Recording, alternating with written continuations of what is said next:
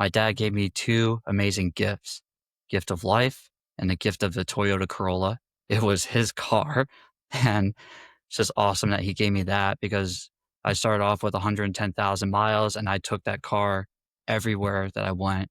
Literally, that car represents everything that I've done in this field with driving it all the way out to all my internship spots, but also just living well below my means. And I mean, pretty well below my means, but also just like clean it up every now and then. Like if it rains, great. It's got its car wash. You know where I'm going with it, right? But the inside is pretty clean, has the air fresheners. It's looking decent on the inside. In the trunk, you have all the sports performance cones and balls and whatnot. So from that standpoint, just live well below your means so that you can eventually one day just be able to have the opportunity to purchase something a little bit bigger if you need.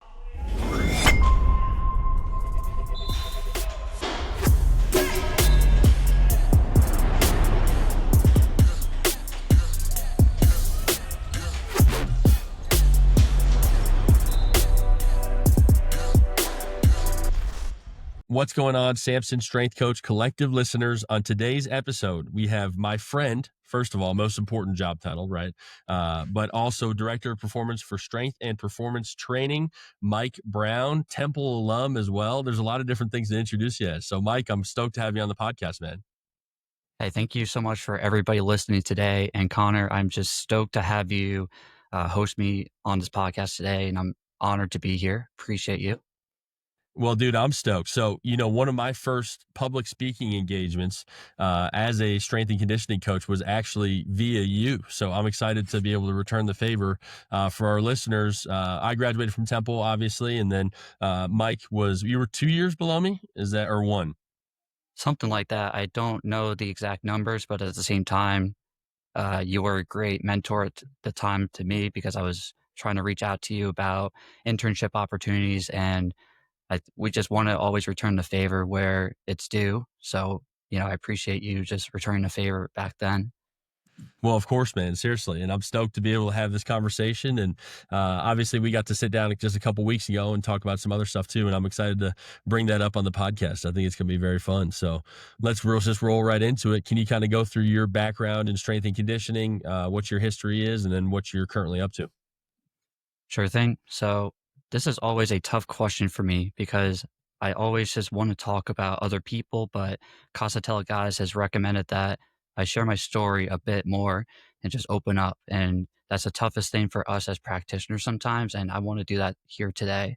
And so I'm just going to start off with where I was in high school. So I went to Montgomery Township, Montgomery High School back then in 2012, 2015. So I graduated class of 2015. I first played soccer when I was a freshman in high school, and that was the first time I ever kicked a ball. I originally wanted to play American football, but at that time I was weighing probably 115 pounds, and that's about it. So I was not going to play football whatsoever because I didn't meet the weight requirements. But long story short, joined soccer for a couple of years, worked as hard as I could to basically make the freshman team. I made it, but I wasn't really getting minutes because I didn't know how to kick a ball or I didn't know anything about soccer at that time. Sophomore year, I make the JV team and I'm a starter on the JV team as a fullback. And I'm running up and down the wings, doing really well as a 1v1 defender. And so I was getting those minutes because of the fact that I spent so much time with Adam Cole, who was a really good friend of mine that we did a lot of strength and conditioning training with Jim Griffin at that time, Dan Stockberger. Have a lot of memories just kicking the ball around, teaching me how to just literally do the simple things right in soccer. Julian Luis, just teaching me how to play soccer. He was the one that really introduced me to the sport. And at first, I'm going to be honest, I didn't really want to play soccer. I wanted to play football. Always had that admiration to play football, play a physical sport. And at that time I was ignorant and said, I don't think soccer is that physical. Well, I was wrong. And back then I learned quick that it can be a physical sport and you can definitely excel in the sport if you're an athletic person and you can just use your fitness to the best of your ability. But you know what? I decided after sophomore year, I wanted to do something else. I wanted to do cross country. And you're probably wondering why. why on earth would you want to go to cross country? It's because of these two guys, Rahul Ramesh and Robert Dembinski. They always listened to me, and I really valued track and field, and I got into the 400 hurdles, mostly because I wasn't super fast back then. I always wanted to run all these events like the sprints, the 100, 200, 400. I loved track and field back then. But if I'm being honest, I wasn't one of the fastest kids. I was always outside of the top 5, and they always brought the top 3 fastest kids. Maybe I would be brought on as a novice runner, but I wanted to be on the varsity team. And so there were opportunities for me to do it as a hurdler. So as a 110 high hurdler and a 400 hurdler, Zoran Milic at that time brought me on as a hurdler. And so at that time, he gave me that opportunity to work with Jim Goodfriend. And Jim Goodfriend spent so much time with me perfecting my technique. And he was the one that taught me how to do a 3-step. I remember the very first practice I did with him, he basically said, I want you to just run over the hurdle and just do the best that you can to get over. I took it to the extreme. I just ran straight at it. And I was like, okay, I got you. I ran straight at it. And you probably guessed it. I crashed pretty quick because I just didn't have the hip mobility back then to just get over it. But long story short, basically just took me through how to get over the hurdles and just teach me the 3-step. And he took a lot of time with me to just go through that technique. And he probably spent like 30 minutes after practice.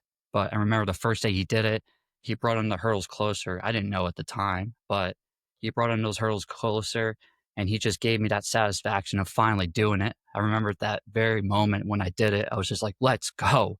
That was amazing. But then I saw as soon as I walked back, oh, he brought them back.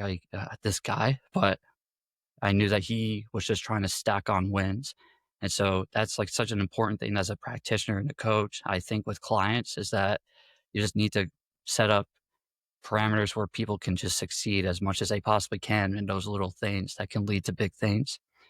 And so going on with my track and field background, going into junior and senior year of high school, I always wanted to be a leader, wanted to be maybe a coach one day. I just didn't know at that time, but I was always collaborating with the head coach at the time. So Zoran Milic retired from track and field, and so did Jim Goodfriend. And so at that time, Sean Carty came on as the head coach. And so he was my resource center teacher. I had resource center back then because I needed a little bit more help with my education because I was having a harder time in school. And so he was one of my academic advisors for me to just go through my education. And we also talked about track and field. There was one time where we were going through our practice routines, and the reputation that we had as sprinters is that we didn't do anything in practice. And I was vocal about that with him. And honestly, I just hated that association. I always looked up to the middle distance runners and the distance runners because they just worked so hard to make sure that they could get better at their sport. And honestly, at that time with our sprinters, they did a couple of sprints. And to me at that time, I just viewed it as like, what are we doing? Just 3 sprints and that's it. And we're just like sitting around.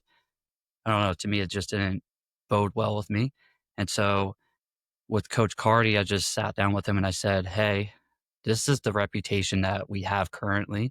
I don't know if there's something that we could do to get better, but I always learned back then we use phrases like YOLO and ham. Like I just use those phrases with him, like you only live once, and ham, you already know the abbreviation with that. We want to be appropriate with our language here because of the rules, but just talking to him about that and just making sure that we were just working as hard as we possibly could.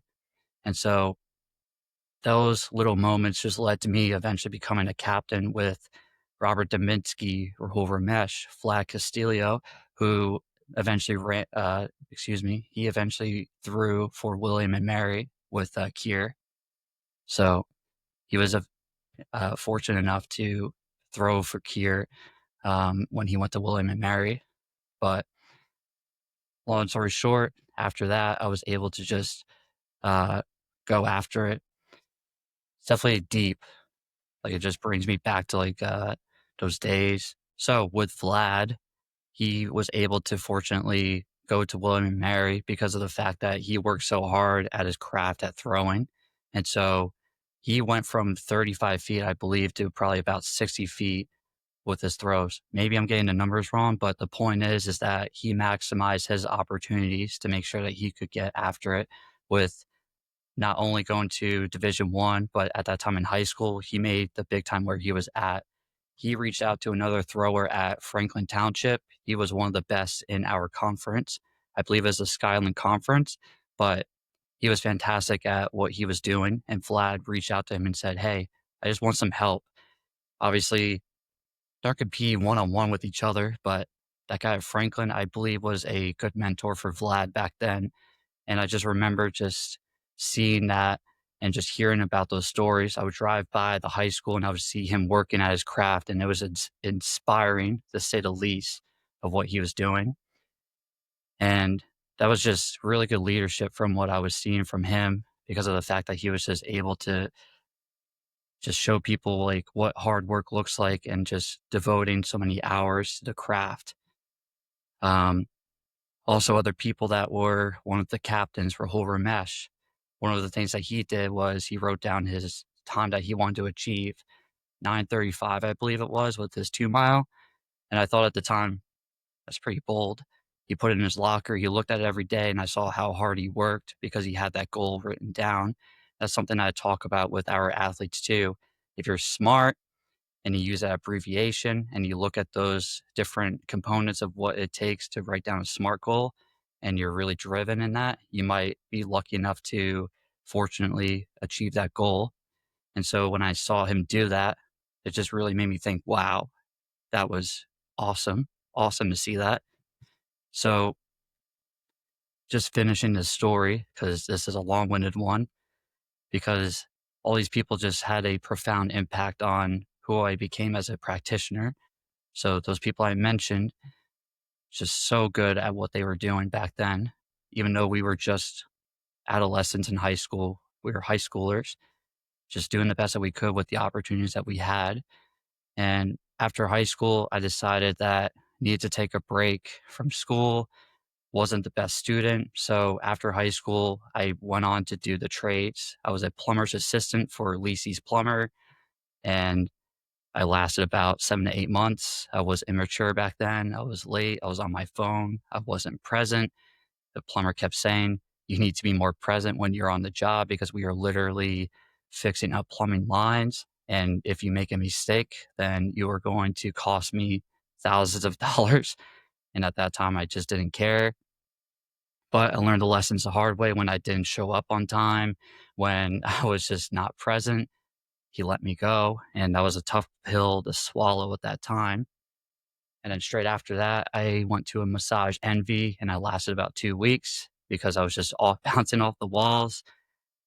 As you could probably tell already, I'm not a very zen person. I just like to just have a lot of different points of energy.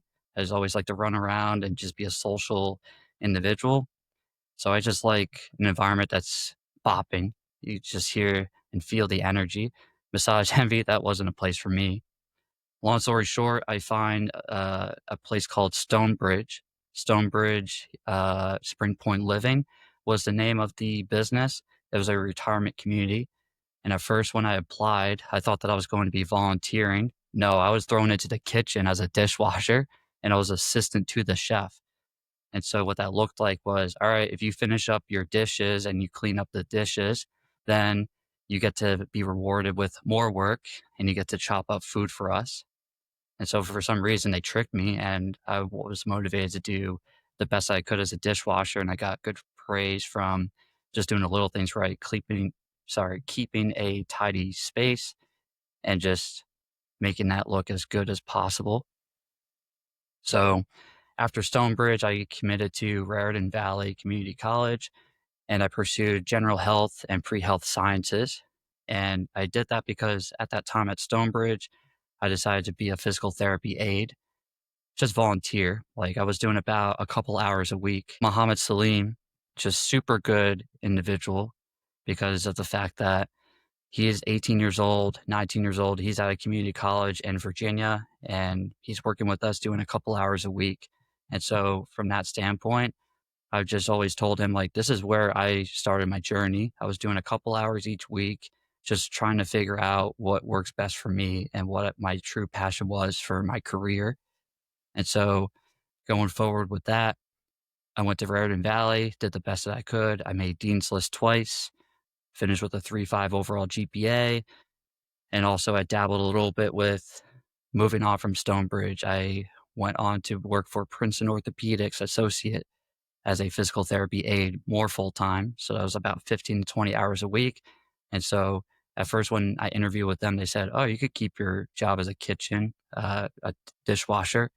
And they basically said, I basically said at that time, I don't need that. I want to be more committed to the field. And so at first, I thought I was going to be a physical therapist.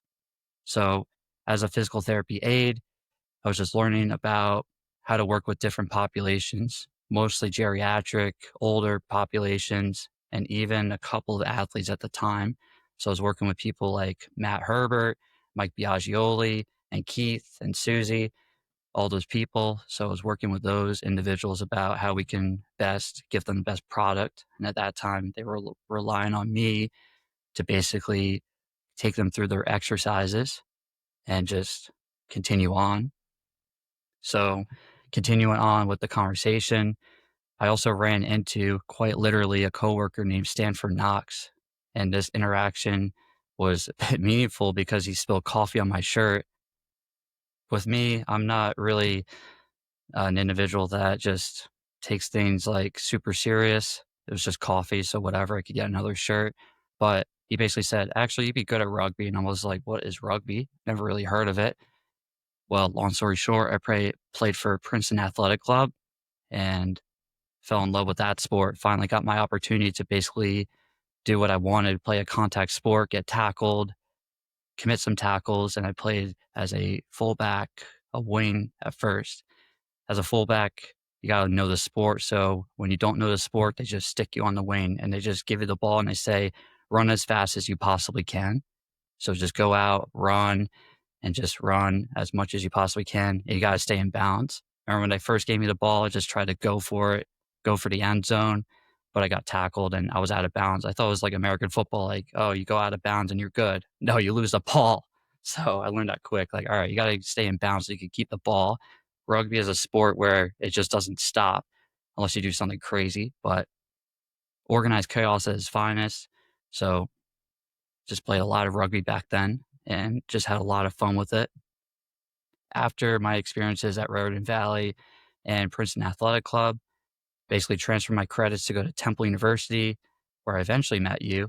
Met a bunch of different awesome people like Anthony Skurza. I remember when I did my site visit, or not my site visit, but my college visit, and we were doing orientation. And I think it was a big event where thousands of people were there. And I shook his hand, I met him. And one of the things that really stuck out to me at the time was this school was an NSCA ERP recognized program. And so that attracted me at the time because I was like, well, I think I want to be a strength and conditioning coach, but I didn't know. I just wanted to have that option just in case physical therapy really wasn't a good fit for me. And so he talked to me. He said, I asked him, "Oh, you guys like really specialize in strength and conditioning?" You know what he said? "No doubt." Just his typical phrase, "No doubt." So that attracted me in pretty quick. He just seemed like such a genuine dude with just those 2 words. I could just feel it. And thankfully, my instinction was right. And so I was able to just commit, take that intro to exercise science class, and I was introduced to a bunch of different cool people like Merv Lumba. He's a really good friend of mine, and he's also working for the Philadelphia 76ers G League team. So I think that's really cool, making Temple University alumni looking really good. So shout out to Merv, just making a big time where he was at. And speaking of that, at Temple University, just like we mentioned before, we met based on the fact that I was just doing the best I could to maximize my time at Temple. And so the way I was doing that was seeking opportunities for leadership, seeking opportunities to just continue to hone in on my craft. And so when I was doing that, I just found the Exercise and Sport Science Association, and I went to a board meeting, a couple of them. Sierra Manning at the time was the president, and while I was at those meetings, I decided, you know what? I'm just going to speak up and just say my points of view and just give my opinions where it was asked. And I believe when I did that, it earned me opportunities to lead because she approached me straight after, I think, the second meeting and said, you know what, we're looking for a secretary. Would you be interested? I said, sure, why not? So just ran with it. Long story short, I became the vice president with Kayla Myers. Kayla Myers was the president at the time. And so, with that being said, we both led the club the best that we could at that time. And unfortunately, COVID hit. And so, when COVID hit, we had to do a bunch of different creative ways to just continue to network and speak to different people. And so, it was awesome when I was talking with you because I was seeking your mentorship and guidance. So, I reached out to Connor because at that time, I just wanted to get an internship during COVID, but it was really hard at that time. And so I just talked with you and we just talked openly about the opportunities that I wanted to possibly do. And you just gave me the advice like don't chase the big time logo.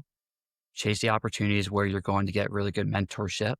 And so with my first internship at Read Your Potential training, at first, I didn't know the logo, but at the same time, I looked at the first Instagram reel and it was Bobby Smith giving a demo.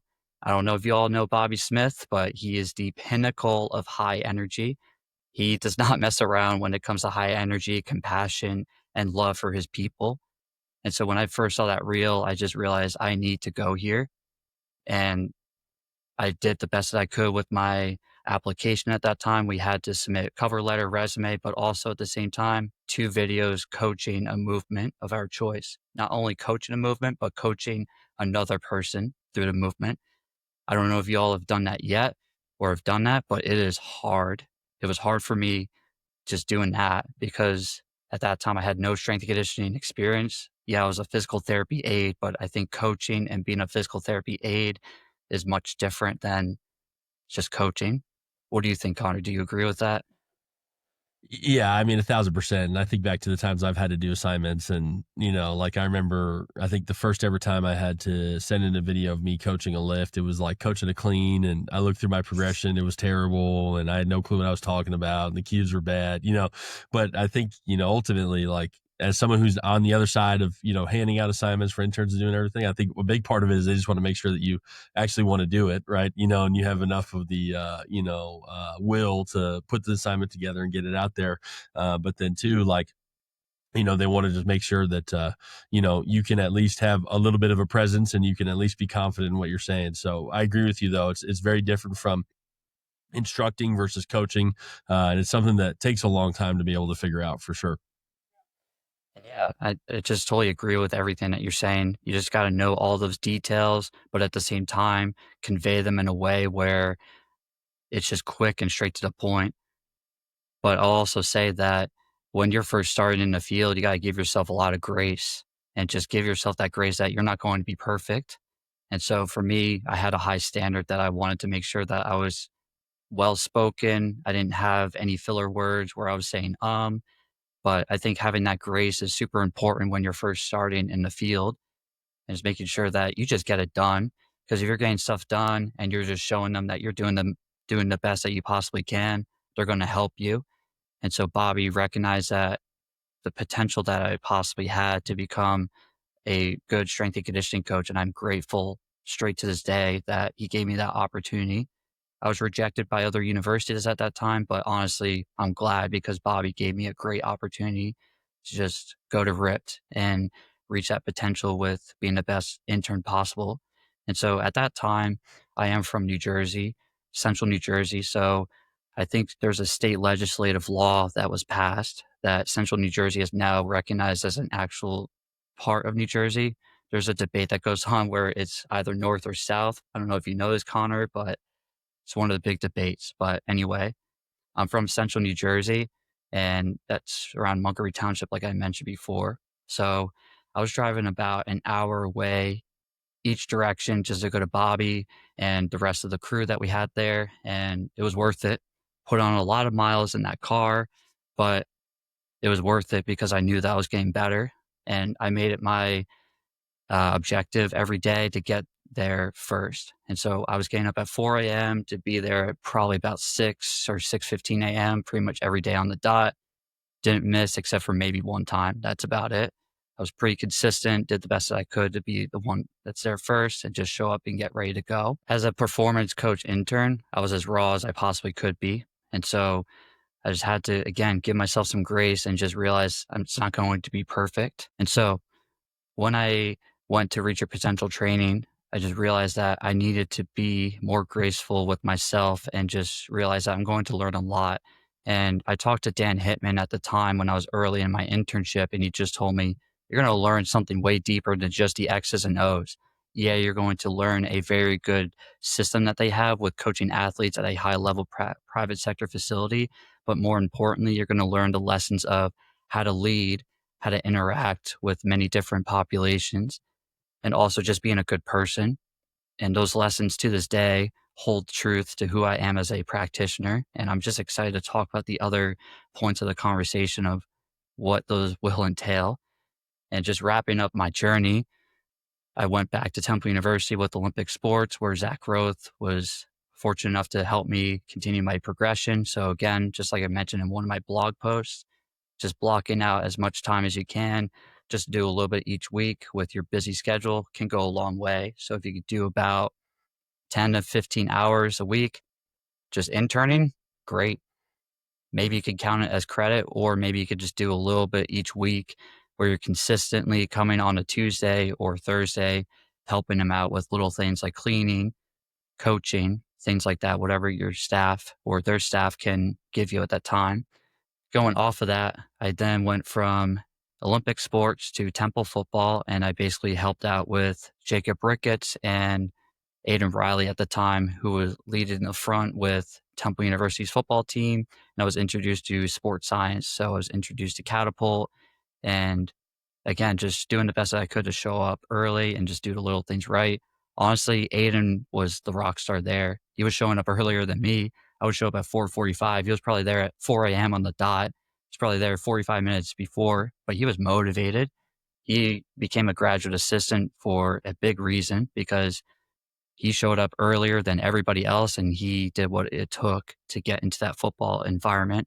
It's no surprise to me to this day that he is at the University of Buffalo crushing it with that staff.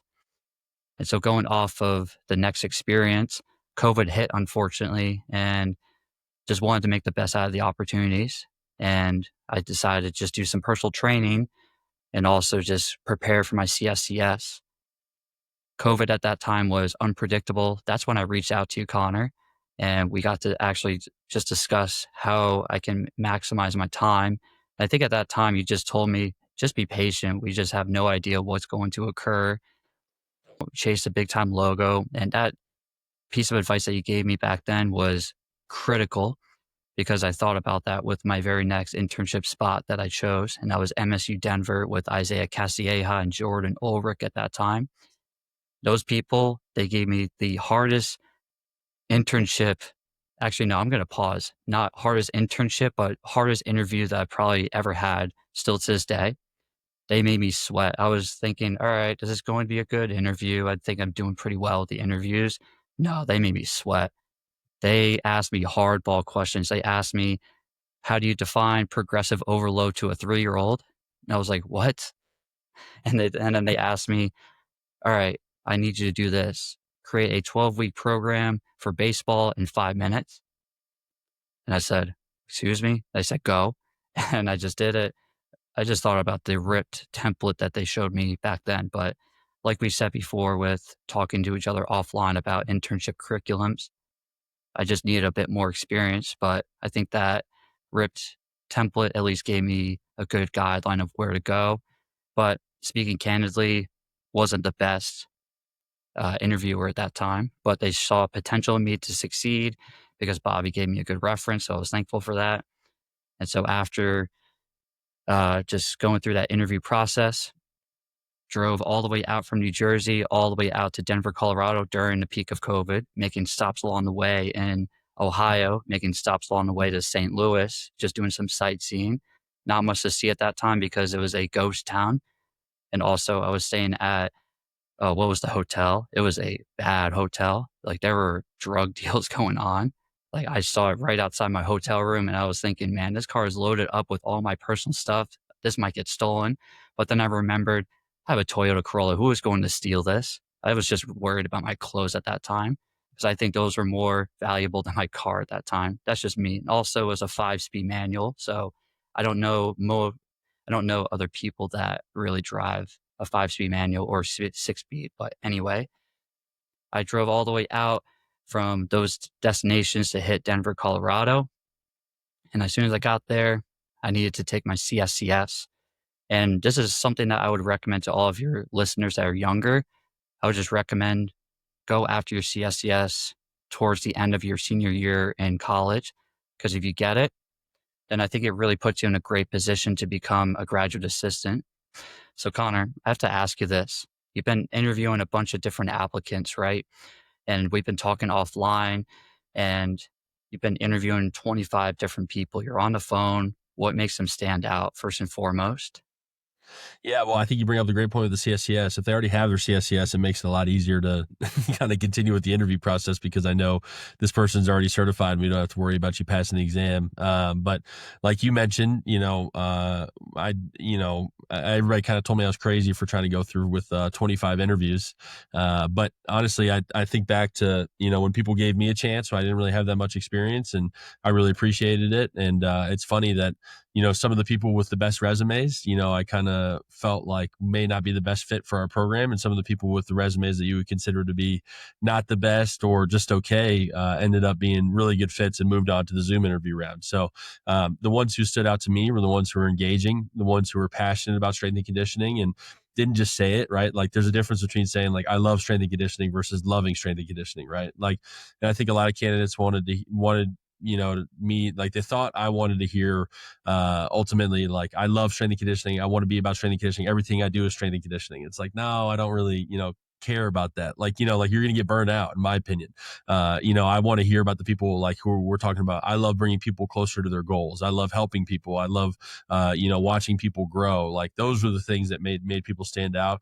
And then again, like I would say kind of something on our staff here that we talked about yesterday after one of the Zoom interviews is like, we want people to be confidently humble, right? Like we want people who are confident in their abilities, and when it comes time to defend themselves, they can do it easily, but they're humble all the rest of the time too, right? And they know that other people help them get to where they are. And so that's what I want out of my staff. And that's what we look for out of our GAs is people who, as young coaches, I'm not expecting you to feel confident enough to go run a whole department or anything like that, right? But I want you confident enough that if I ask you, are you ready to run a team? You can say, yes, you absolutely can. But then if I also ask you, what are the things you need to work on? You give me real answers, right? And you say, different things that let me know that you've really thought about what I need to improve upon, what I need to get better at. So those have been the things for sure that have made people stand out in this process. Yeah, and I think just authenticity just goes such a long way, right? And something that really stuck out to me in your answer is you love the craft of strength and conditioning, but also who are you? Who else are you as a person? What else do you do outside of strength and conditioning? And I'm going to be honest, Connor, I struggled with that when I first got to MSU Denver. You could probably tell already I'm a pretty intense person and I love this field. I want to continue to maximize my time. Given my background, like that's just who I am as a person. But at the same time, Natalie, my fiance, she brings me level and she's great in that department with just making sure that I have better balance in my life.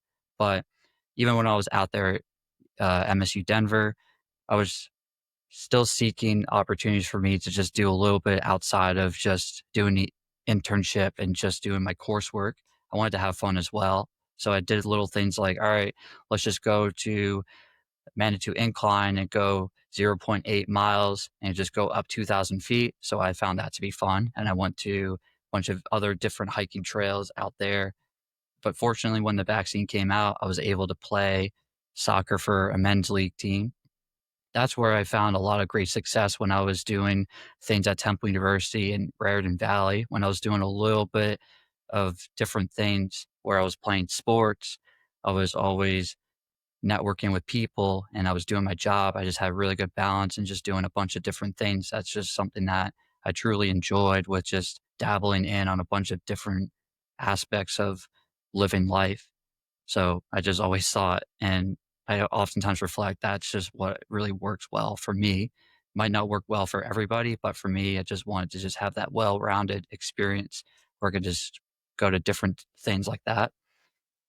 Well, it's funny. I actually had an intern call me a couple weeks ago, or actually, sorry, he's a GA, and I talked with him his first year before he started as GA, and gave him some advice. And then he called me, last year or a couple weeks ago after his first year, and was just like, "Hey, I appreciate the advice you gave me last time. What's advice you can give me going into my second year?" And we had another conversation, and then, he was like, "What do I need to read to get better? What are the things I need to do to get better and everything?" And it was funny because we were on the phone, but I could hear like him be appalled with my answer, right? And I was like, well, you need to be at work when you're at work, and you need to be at home when you're at home. And I was like, and that's a skill you need to learn when very early on.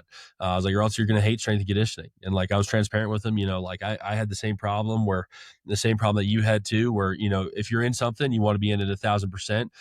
And so then I'm living, eating, breathing, strength and conditioning. I'm trying to get in the facility by 5 a.m. every day, leave at 9 p.m., like trying to be that guy. And then all of a sudden, like I remember one day I was like, I hate this. Like I'm not enjoying this. I'm not very good for my athletes, and I'm not being the best coach I can be. And all of a sudden I figured out when I spend more time with my wife and more time with my dogs and, do the things that are fun and enjoyable, I'm in a way better mood and I'm a way better coach. And so it's funny that like as a young, coach, I gave him this advice and he was like terrified to hear that. And I was like, yeah, I understand that, but in the long run, it'll really work out for you much better. Yeah, 100%. Again, just going back to balance. It's just all about balance and just making sure that you're not just doing too much. If you overexert yourself, then it's just not going to work long term. And so, thankfully, when that vaccine came out, I was able to just have better balance. And I just felt that towards the end of my internship experience. And when I finally opened up a bit more, honestly, Paul Stone, I have to give him a shout out because he saw one of the videos that we submitted. We watched each other coach. He just said to me, like, man, you have really good personality. I want to see it more. You just look like you're just so serious. You got to just like lighten up a bit. And I appreciate that feedback that he gave to me back then because still, even to this day, I need to remind myself like we have the best job in the world with just getting to wear like dry fit equipment and just athletic wear, right? So I just think in that regard that we have the best jobs in the world where we just get to have fun. We literally get to play sports with our athletes, get to do fun things like that. Just convince them, oh yeah, go lift that heavy weight. Let's see how you do. Like that's the hardest part about our jobs. And so after MSU Denver, went back to well, actually no, I went to University of Minnesota with Cal Dietz. Straight after that, got really good experience. As we all know, he has a lot of interesting ideologies of strength and conditioning, how to train people in the gym, especially utilizing 1080 sports science tech. So I was able to get those concepts from him. And then went back to Temple University as a graduate assistant just to work alongside again with that staff, with Tim Teefy, Ben Steenrod, and all those other people. And so worked alongside with them for about a year. I had cheer and dance as my team assignment. And towards the end of it, I had tennis as well. But I realized pretty quickly that my ceiling was going to be cheer and dance and tennis. I wasn't going to get other sports because it just wasn't available to me at that time. And so I was turning 26. I needed health insurance and I needed to make sure that I put myself in the best position possible to get those benefits and also just get paid now. And when I heard that advice, get paid now from Michael Rankin, when I was at MSU Denver, we had an assignment where we had to call all these different coaches throughout the country. He was one of the coaches that I had to call. Well, not had to call, but I decided to call him. And I'm glad that he did because that advice still holds true to this day that we need to get paid because we have bills, we have responsibilities to take care of. Health insurance is unfortunately not a luxury in this country. And we need to make sure that we give ourselves the opportunity to just make sure that if things don't pan out well or if things go south, then you're at least taken care of from that regard. And so I got the position at LaSalle University where I had six different sports: men's and women's soccer, men's and women's rowing, cross country and track and field. A lot of different sports to take care of, but again, wanted to make the big time where I was at. And one of my long term goals at that time was I wanted to work in the MLS setting. And one thing that I did when I was at Temple was I networked with Walter Grendis when he was at Philadelphia Union. he reached out to Tim Tefey at that time, and he was asking him, "Do you have any interns that would be interested in helping us from the performance side?" Long story short, I made the initiative to go out there, and even though I couldn't help them at that time, I kept in contact with Walter, and I thought that was really good from both sides of the coin, where we had a genuine relationship. He's one of the most genuine dudes I know in the field, always pushing the needle forward with sports science, especially, but also just getting to talk to him about what I was doing with my graduate studies, but also just telling him, I want to be in soccer one day. I hope I can get it. He was just always thinking of me and hoping to help me. And so even though there weren't positions open at Philadelphia Union at the time, he thought of me when I was going through the application process after LaSalle. And so long story short, because of him, with his connection to Gary Walker at FC Cincinnati, I was able to be flown out on my birthday, and I got the job on my birthday in 2023, which was fantastic. I had to run a warm up, and they were gracious enough to just provide me a hotel and just pay for a couple of my lunches and dinners. So that experience was awesome. But honestly, with that, it was just a business trip in my mind. I didn't take it lightly where, oh, yeah, this is just a staycation. I was determined to get that job, do everything I could to make sure that when I was doing that warm up, I didn't look down at my card. I wanted to just be conversational and just be like, all right, I don't need a piece of paper. I'm just going to roll with it and just look like the guy that is just prepared and ready to go. I think about Peyton Manning sometimes. I'm not saying I'm like him, no chance, because he was a sheriff back then. He's really good because of the fact of his pre- preparation. His preparation allowed him to make audibles and just make sure that when he was making an audible, he was adapting to his environment. So there were things at that time that I just decided, now we're not going to do it because it just didn't fit with the flow. And so at that time, I wrote up a warm up for about 20 kids, but we had about what, 12, I believe. We had 12. And so I made adjustments just to make sure that, okay, I have the framework in mind, but just make sure that we're getting that warm up done in the best way possible. So if you have good preparation, you have good frameworks, then it can go a long way. And then just finishing up the story, after FC Cincinnati, I went through a couple of gigs in the private sector that just didn't pan out just because of the process of the marketing wasn't great on both sides of the coin, where wasn't doing enough from a social media standpoint, but also most importantly, in my opinion, we weren't on the same page with training philosophies. And if you're not on the same page with those two things in the private sector, it can be really tough to operate as a business. Fortunately, I was able to find strength and performance training where I'm at right now. And it's been an awesome ride because we're all on the same page about what we want to do and how we want to just sculpt everything for the future. Well, it's awesome, man, and I appreciate you taking us through your full journey too. And it's cool to kind of hear about your different experiences. And I think you're dropping a lot of lessons in there, which I think is fantastic. One of the things that I've noticed about you, and I've known for a long time, is you're very good with names. And I think this is very interconnected to something that I admire about you, which is that you draw as much as possible from experiences, right? You try to draw as many lessons as you can, like you talked about, even with your plumbing experience. It was understanding that I have to be more serious with my craft. I have to take things seriously. I have to, not be on my phone. I have to be the type of person who's on top of things. And then it obviously translated into future success for you.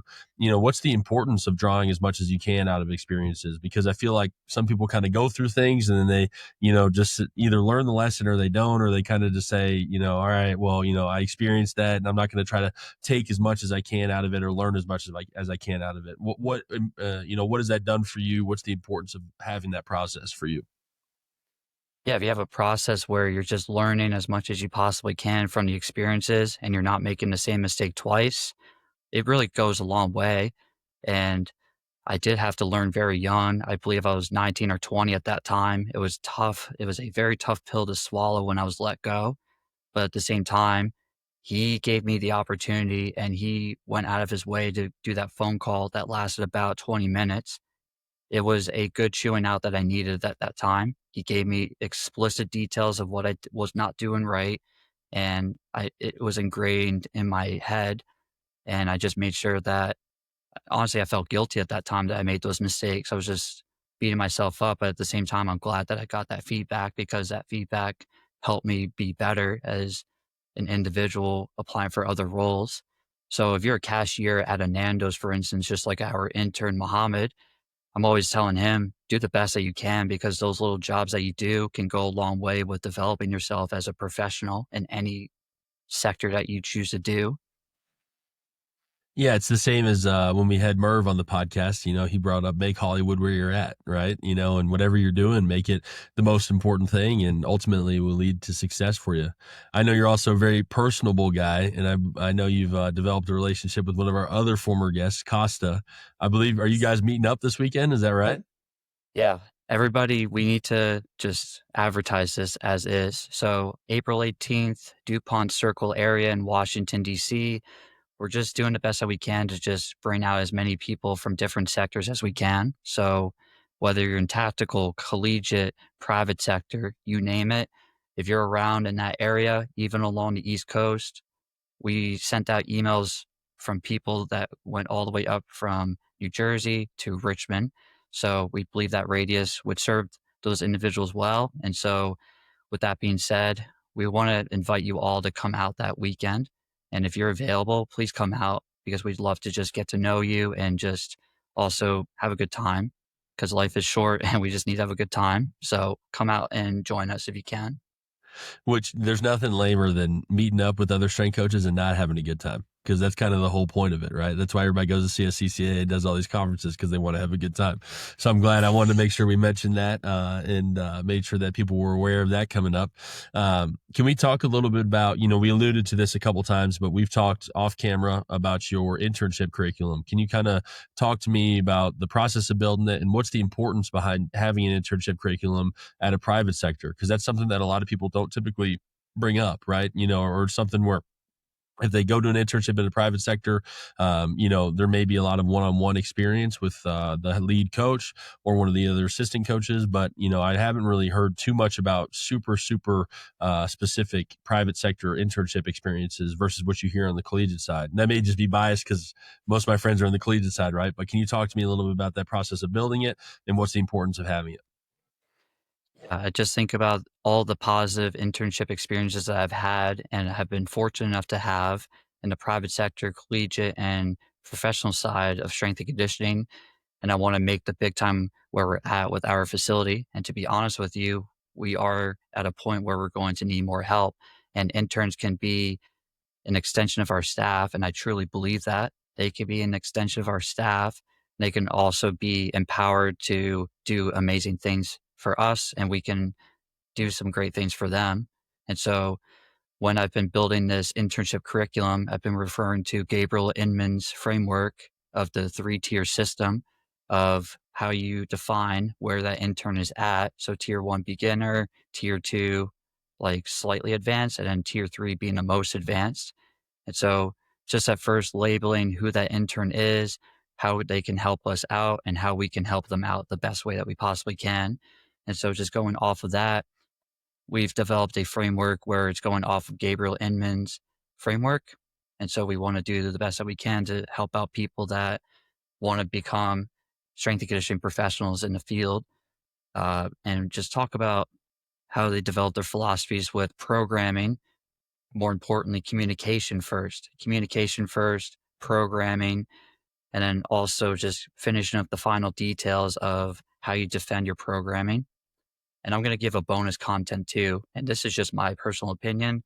I think as a field, we need more awareness about the professional development side. And so this talks about how you portray yourself in the interview process with interviews, resume, cover letter building, making a good presentation, presenting yourself in the best possible way, using social media as a leverage point, because let's be honest, social media can be a volatile tool or it can be a tremendous tool. So use it to the best of your ability. You can either be glued to your phone 24/7 or you can be glued to it maybe 30 minutes a day, but you maximize it to, let me think about how I want to phrase it. I don't want to say living crap, but uh, okay. you want to maximize it the best that you possibly can. And so, with that being said, maximize your time on it so that you are reading more, texting less, but also just bringing people off of social media. You can reach many people through social media, through Instagram, Discord, if you're on Strength Coach Network. And just so your listeners are aware, I am a big advocate for Strength Coach Network because it has helped me get better as a practitioner. But more importantly, just like I talked about with the communication side, Justin Lima is a genuine dude. And I met Costa Telegas because I did his course, which my opinion is a remarkable course. And so after completing Costa's course, I just immediately thought this was really good, and he gave me explicit and damn it. All right. He gave me explicit instructions to follow him on Instagram, and I did so. And so with that being said, I followed him, and he immediately responded to me and just sent me a message, a voice message, which is pretty rare. I think he's one of the first people that sent me a voice message over Instagram. He just said, "Hey, if you ever need any help or you want to get on the phone, more than happy to just help you out." And so we were just going back and forth. He was very well spoken. He's a very well spoken dude. He is different, in my opinion, which is how he talks, how educated he sounds as a person.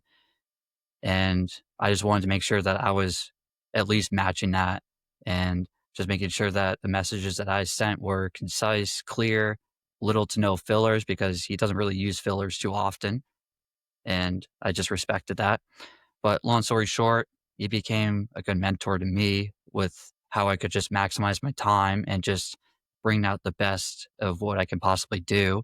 He suggested, why don't you write a blog?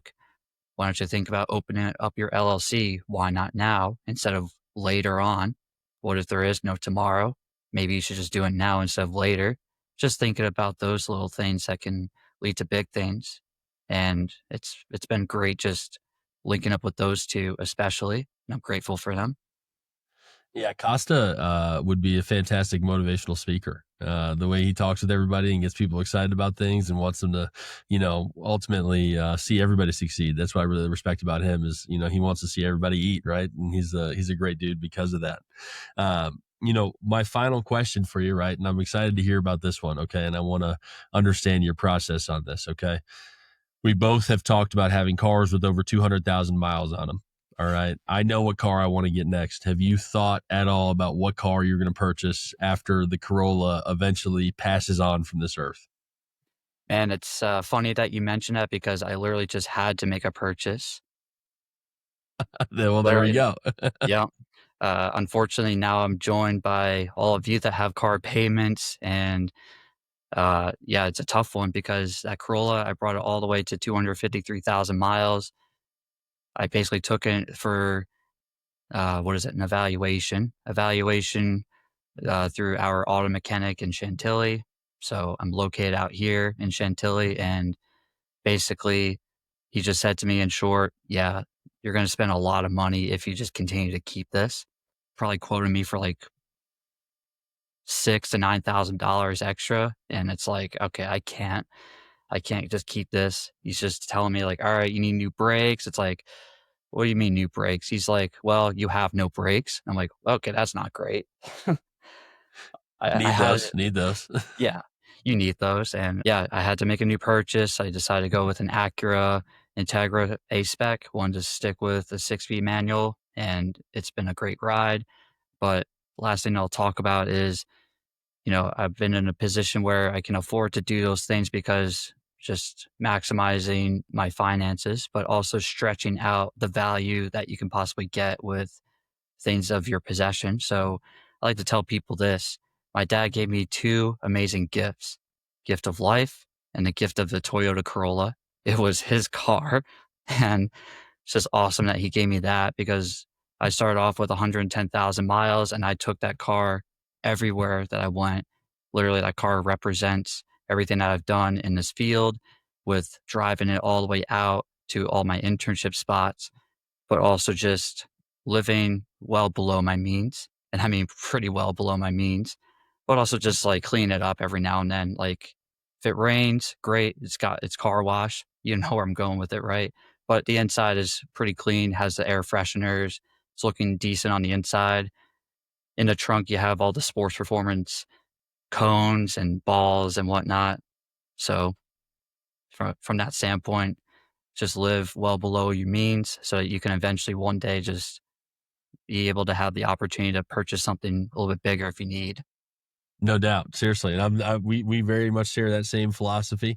I've got, like I said, I've got 205 right now on my Highlander, and I just told somebody today I'm hoping to make it last 3 more years.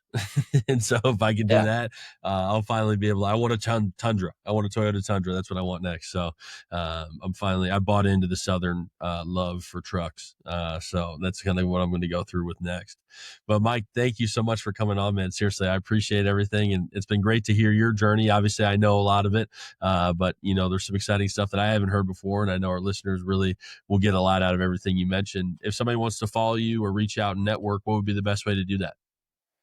Yeah. If you want to reach out anytime, out to me through my Instagram at Coach MB Brown, or just reach out to me through my email, Mike at coachmbrown.com.